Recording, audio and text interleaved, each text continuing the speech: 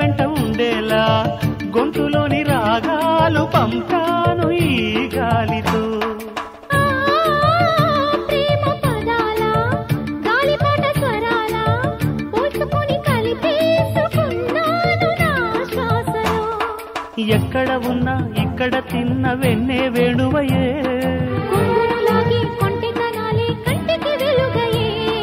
వన్నెలలో వెన్నెలలే వెచ్చని వెల్లువలయ్యే వరసిది. నీ పల్లె మళ్ళీ మురళి విన్నది, ఆ పల్లె కళ్ళే పలుకుతున్నది, ఆ జానపదం జల్లుమన్నది, ఆ జానజతై అల్లుకున్నది.